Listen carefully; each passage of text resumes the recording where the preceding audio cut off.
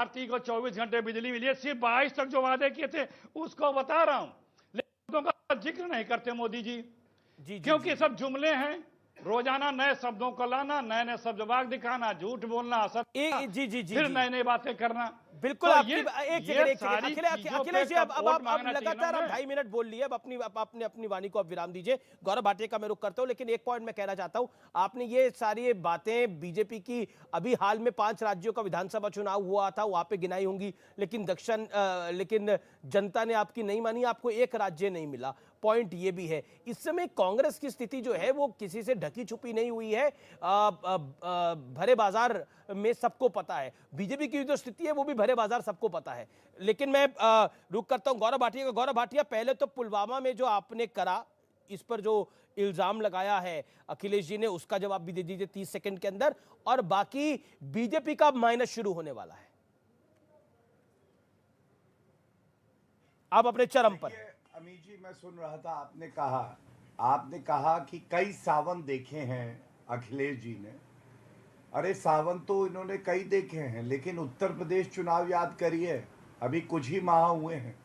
यही अखिलेश जी आते थे, इधर उधर की डीजे मार मार के जो जनता को इन्होंने त्रस्त किया, और सीटें आई 2, 403 में 2 सीटें। आप सोचिए, बेचारे 2-3 महीने भ्रमण पे बाहर चले गए थे, न्यूज 18 पे भी नहीं आ रहे थे, और बहुत ही अच्छे व्यक्ति हैं ये, कितनी हिम्मत से आके कांग्रेस का पक्ष रखते हैं।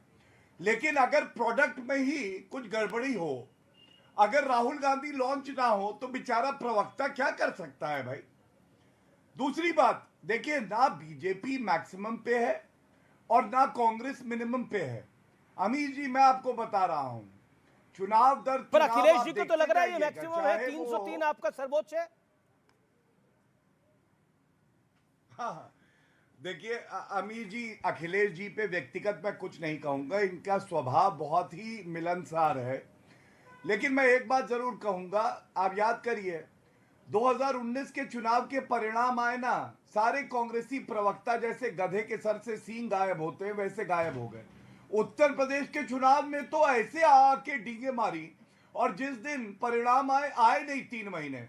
अभी जब 24 के चुनाव के परिणाम आएंगे और 400 सीटों से ज्यादा भाजपा लाएगी, तो ये कांग्रेसी 10-20 पे सिकुड़ जाएंगे, और ये कहना गलत नहीं होगा। देखिए, एक मां का सम्मान होना चाहिए, और जिस तरह से सोनिया गांधी जी चाहती है कि उनका 51 साल का ये जो अपरिपक्व बालक है ये कभी गद्दी पे विराजमान हो जाए, आज एक मां की ममता अपने बच्चे के लिए फिर से, लेकिन अब तो राहुल जी मेहनत कर रहे हैं। लेकिन राहुल गांधी क्या कर रहे, मैं बता रहा हूं। हाँ, राहुल गांधी जी की यात्रा को अगर नफरती भारत तोड़ो यात्रा कहा जाए तो वो गलत नहीं होगा, और उसकी वजह मैं आपको बताता हूं। जी। अब आगे बाकी जी आप 30 सेकंड में बात रखिए। आधा मिनट लूंगा, आधा मिनट, नाराज मत होइए। दरिया दिली दिखाई है, दरिया दिली। आधा मिनट मैंने बहुत इंतजार किया जी। आधा मिनट। देखिए, नफरती भारत तोड़ो यात्रा में जॉर्ज पुनैया से मिले, जो भारत माता का भी अपमान करते हैं, हिंदू देवी देवताओं का भी अपमान करते हैं। निक्कर में आग लगा रहे थे, अपने घर में आग लगी हुई है, गोवा के 8 एमएलए चले गए। और आज मैं अखिलेश जी से यह पूछना चाहता हूं, ये साहसी प्रवक्ता आए हैं जो राष्ट्रपति द्रौपदी मुर्मू जी के लिए आज उदित राज ने कहा है, क्या वो शब्द उचित है? एक आदिवासी महिला, एक महिला है, उच्च संवैधानिक पद पर है। क्या अखिलेश जी मुझे बताएंगे ऐसे भारत जोड़ा जाएगा जब राष्ट्रपति के लिए भी आप इस तरह के शब्द का इस्तेमाल करते हैं? आपका पॉइंट है, जवाब ले लेते हैं। अखिलेश जी, नफरती एजेंडे के साथ क्या भारत जोड़ने की बात करी जाएगी? और आप कह रहे हैं कि बीजेपी का ये कम हो जाएगा समय, बीजेपी अब माइनस में चली जाएगी, लेकिन उसका एक साइंटिफिक आंकड़ा है कि बीजेपी लगातार चुनावों को जीत रही है। हाल ही में 5 राज्यों का चुनाव हुआ, बीजेपी वहां पर जीत के वापस आई है चुनाव के अंदर। आपके दिख जाएगा, इसलिए दिख जाएगा क्योंकि देश की जो लोगों को उम्मीद थी कि अब कुछ करेंगे मोदी जी, अब कुछ करेंगे, लेकिन अब सब वो उम्मीदें पानी पे होप की मैं दाद देता हूं अखिलेश जी। और इस देखिए भाई थोड़ा बोलने दिया करिए, बीच बीच में टोका टोकी से वो तारता में टूट जाता है, आप थोड़ा बोलने दिया करिए। देखिए, इस भारत जोड़ो यात्रा का प्रभाव तो इतना है कि संघ प्रमुख आदरणीय मोहन भागवत जी मस्जिद मस्जिद में जो है घुटने टेक रहे हैं। और अगर कोई और नेता जाता तो आप कम से कम एक हफ्ते तो उस पे आप डिबेट करते और इतने उछल उछल के आप चीजें बताते कि ये क्या हो रहा है। लेकिन इसी का असर का प्रभाव है, भले दिखावा हो। एक संघ के एक और बड़े नेता बता रहे हैं गरीबी अमीरी या ये बेरोजगारी और सांप्रदायिकता ये सब दिखने लगा है। केंद्र के एक मंत्री जी को भी दिखने लगा है, वो भी बता रहे हैं।